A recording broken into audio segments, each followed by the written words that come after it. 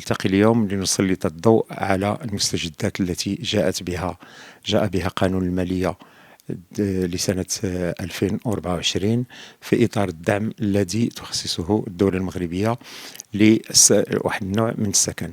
هذا الدعم دارته الدولة بناء على تعليمات صاحب الجلالة الملك محمد السادس نصره الله وإيده، وجات باش تمد يد المساعدة كما جرت العادة في القديم للمواطنين المغاربة لتحفيزهم وتشجيعهم على اقتناء مساكنهم.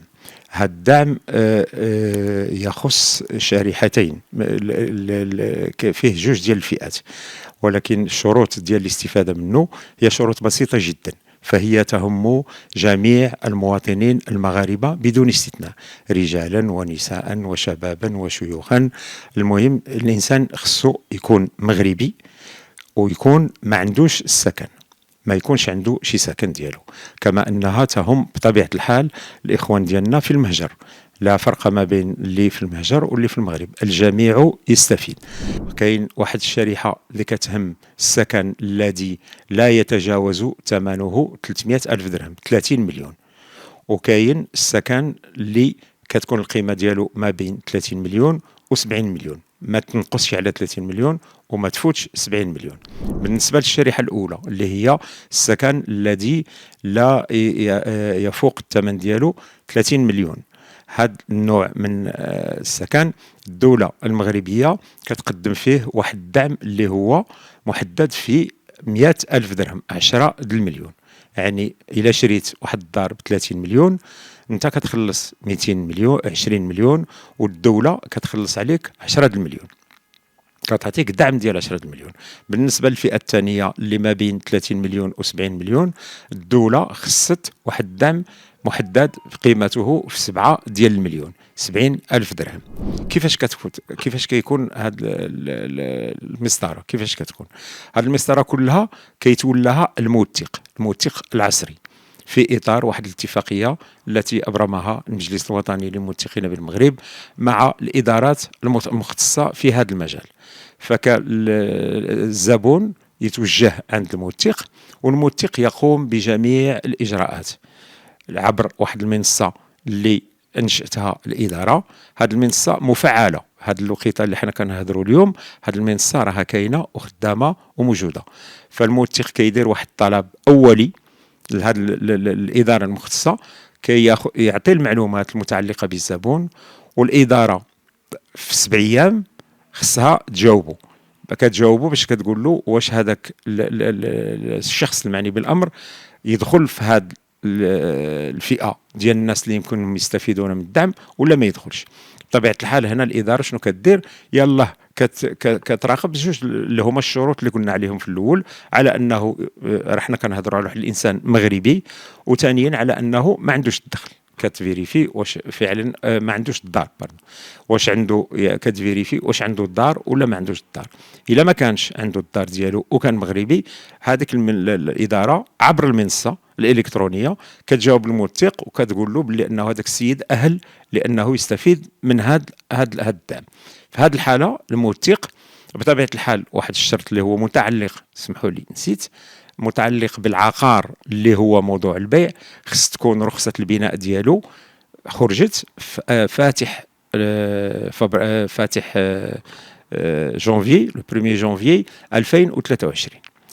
إذن مجرد ما الموثق يتلقى هذاك الموافقة المبدئية على الطلب، كي يبرم عقد العربون اللي هو الكومبرومي دو فونت ما بين البائع والمشتري، ويعاود يصيفطو مع واحد الوثائق اخرى، يعاودوا يصيفطوا لنفس المنصه، كيصيفطوا باش الملف ديال هذاك السيد يتم تدارسه، كيتدرس في اجل لا يتعدى 15 يوما.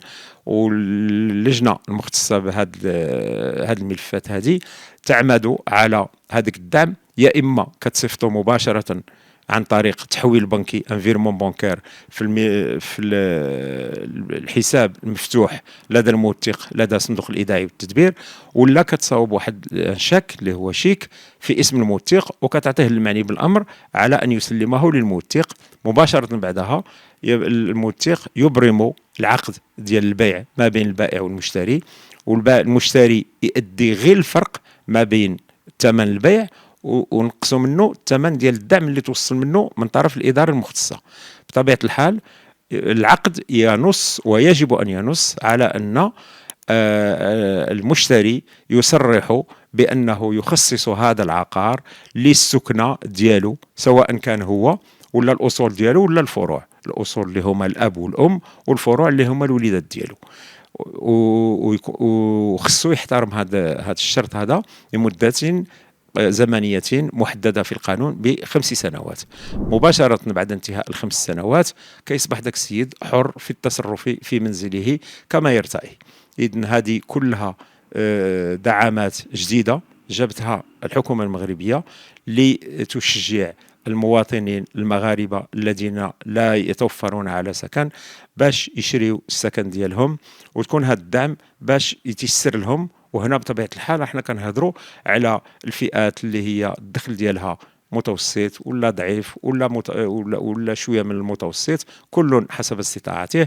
الغرض من تشريع هذه النصوص هذه كلها ان المغاربه جميعا يجب ان يتوفرون على سكن لائق يحفظ كرامتهم ويحفظ صحتهم ويمكنهم من الاستفاده من كل الخدمات التي تقدمها لا الجماعات الترابيه ولا بالنسبه للمبلغ اللي غادي يأديه المشتري، اللي هو مثلا 20 مليون بالنسبه للشريحه الاولى،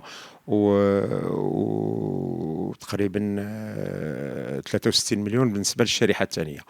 يمكن له يوفره هو مباشره من ماله الخاص، ويمكن له انه يمشي عند البنك باش يدير واحد القرض.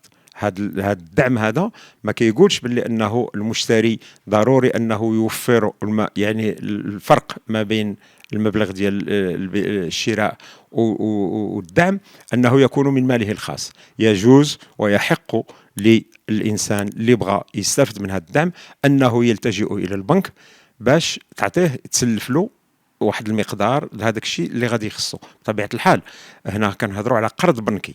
اذا القرض البنكي خضعوا لشروط، منها انه لو سالير ديالو، منها انه واش خدام واش ماشي خدام. هنا كتبقى المساله مرتبطه بالظروف العمل ديال المؤسسات البنكيه، ولكن من المؤكد ان الكل منخرط لانجاح هذا الورش. فالموثقين وقعوا اتفاقية مع الوزارات المعنية على أنهم يقوموا بهذا العمل من أوله إلى آخره، بمعنى أن الزبون ما غاديش يبقى نقول له سير هنا ولا جيب هذه الوثيقة. الموثق يقوم بجميع المهام المتعلقة باقتناء العقار. يبقى على المرتفق على أنه يتصل بالموثق ليس إلا. الأبناك كذلك منخرطة بقوة لإنجاح هذا الورش، ولكن بطبيعة الحال البناك في العمل ديالها حتى هي كتخضع لواحد النوع من القوانين والأنظمة التي يجب أن تحترمها.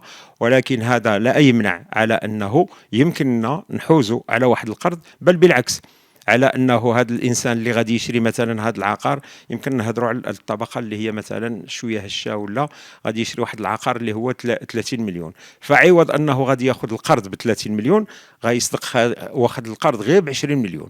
إذن هذا حافز للبنك على أنه كيمشي معاه، لأنه المبلغ ديال القرض هنا غادي يتقلص. ما غاديش نبقاو نهضروا على 30 مليون، كان يلاه نهضروا على 20 مليون. فما بالك اذا كان هذا الزبون ولا الزبونه كانت عنده شي بركه ديال الفلوس ديالو، هو ما بقيناش كاع نهضروا على ديك 20 مليون. الا كان هو وفر مثلا واحد 50,000 درهم، واحد 5 مليون ولا 6 مليون، يلاه كنقولوا للبنك اعطينا واحد 10 المليون ولا 15 مليون ولا. فالمبالغ غادي تكون قليله. بطبيعه الحال شحال ما كانت المبالغ قليله لا والبنكه غادي تيسر، لانه هو غادي يكون الصالير شويه قليل.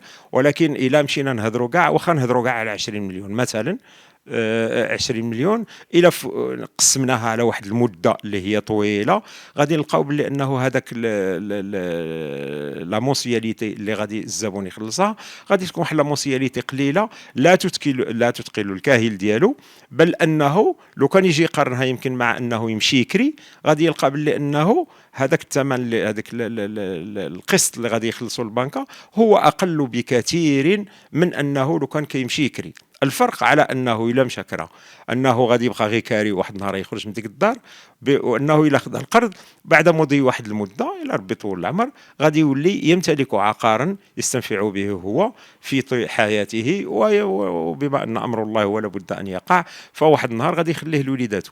وبالتالي هذه كلها امور الدولة دارتها باش تيسر لجميع المغاربة الذين لا يتوفرون على سكن أنهم يشجعوا ويقتنيوا السكن ديالهم اللي غادي يضمن لهم رفاهية العيش.